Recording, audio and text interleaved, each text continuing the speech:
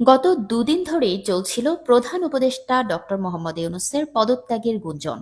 অবশেষে শনিবার একনেক বৈঠক শেষে মুখ খুললেন উপদেষ্টা সৈয়দা রিজওয়ানা হাসান। শনিবার দুপুর 12টা 20 মিনিটে রাজধানীর শেরেবাংলা নগরের এনইসি সম্মেলন কক্ষে শুরু হয় উপদেষ্টা পরিষদের গুরুত্বপূর্ণ বৈঠক।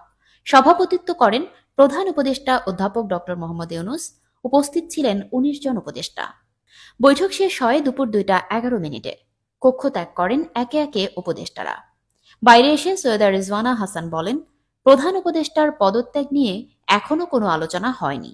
আমরা সংস্কার নিয়ে কথা বলেছি, কে কিভাবে কথা বলবে তা নিয়েই আলোচনা হয়েছে। উপদেষ্টা আলী ইমান মজুমদার সাংবাদিকদের বলেন, আমি কিছু বলতে পারছি না। তৌহিদ হোসেন ও আসিফ মাহমুদ সজীবও কোনো মন্তব্য করেননি।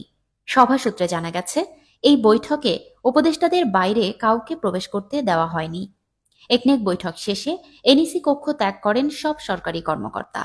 বর্তমান রাজনৈতিক অস্থিরতা ও দলগুলোর মধ্যে মতবিরোধ সব মিলিয়ে এই রুদ্ধদ্বার বৈঠককে দেখা হচ্ছে অত্যন্ত গুরুত্বপূর্ণ হিসেবে। শনিবার বিকেলে বিভিন্ন রাজনৈতিক দলের নেতাদের সঙ্গে বৈঠকের কথা রয়েছে প্রধান উপদেষ্টা ইউনূসের। এর আগে বৃহস্পতিবার নিয়মিত উপদেষ্টা বৈঠক শেষে নিজের পদত্যাগ নিয়ে ভাবনার কথা জানান তিনি। সরকারি কাজে অসহযোগিতা, দলগুলোর মধ্যে মতানৈক্য ও সড়ক অবরোধের মতো ঘটনায় তিনি প্রকাশ করেন ক্ষোভ ও হতাশা।